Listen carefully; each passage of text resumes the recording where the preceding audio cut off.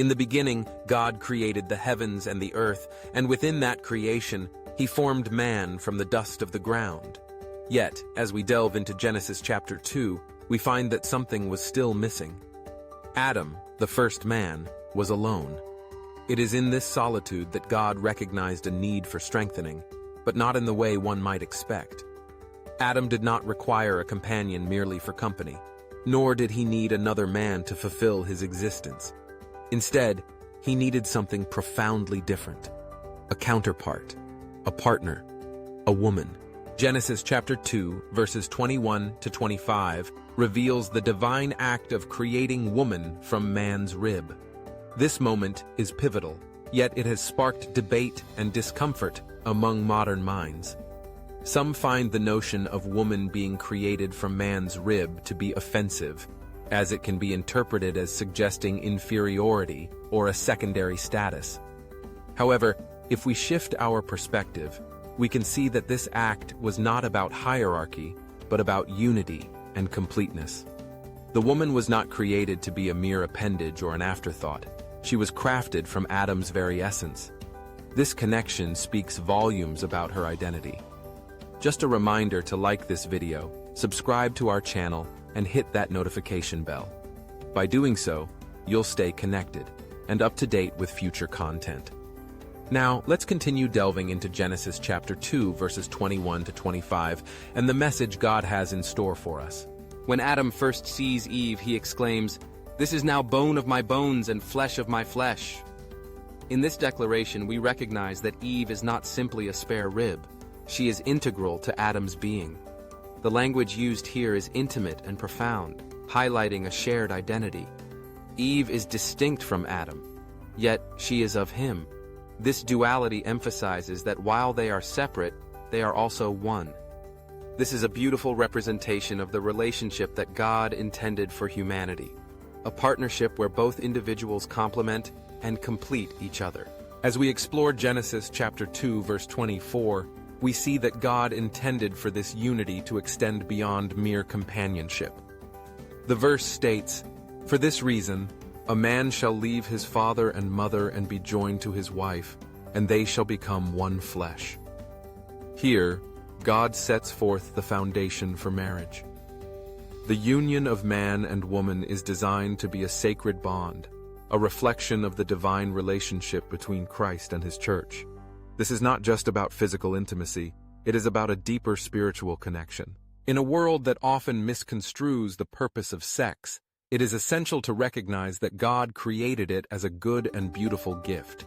It is meant to be celebrated within the context of marriage, where two become one in a profound and sacred union. This is a reminder that our sexuality is not something to be ashamed of, but rather a part of God's good creation. However, as we reflect on these truths, we must also acknowledge that marriage is not the ultimate goal for humanity. In the New Testament, the concept of being one flesh in marriage is beautifully paralleled with the idea of being one spirit with Christ. In 1 Corinthians chapter 6, verse 17, we read that he who is joined to the Lord is one spirit with him. This illustrates that our ultimate dignity and destination lie in our relationship with Christ, who invites us into a divine union that transcends earthly relationships. In the garden, Adam and Eve experienced a state of innocence. They were naked and felt no shame. This was a time of pure intimacy, unmarred by sin or societal constructs. Their nakedness was a symbol of vulnerability and trust, a reflection of their complete acceptance of one another. It serves as a reminder that in God's creation, there is no shame in our physicality. Instead, it is a part of the goodness of his design. As we contemplate these themes, we must also consider the loneliness that many face in today's world. While human marriage is often viewed as the solution to our feelings of isolation, the true remedy lies in our relationship with God. Revelation chapter 19, verse 9 speaks of the ultimate marriage supper of the Lamb, a celebration of the union between Christ and his church. This divine marriage is the fulfillment of our deepest longings for connection and belonging. In a culture that often idolizes romantic relationships, it is crucial to remember that our ultimate fulfillment comes from our identity in Christ. Those who feel lonely or unfulfilled in their search for companionship can find strength and solace in the knowledge that God is with them. He understands our hearts and our desires, and He longs to fill those voids with His presence. As we conclude this reflection, let us take a moment to pray.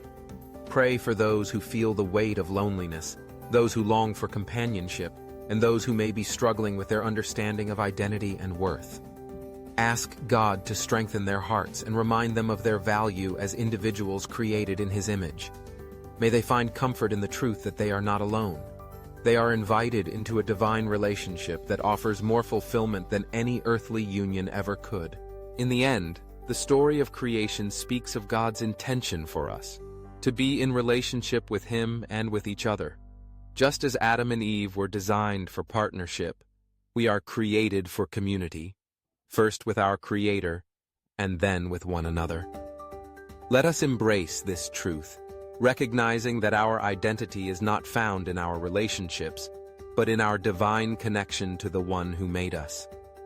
If this message has resonated with you, I invite you to declare your faith by typing "Glory to Yahweh" in the comments below. This simple act shows your appreciation to our Creator, who gave us an amazing world to live in, and as we explore more together with God.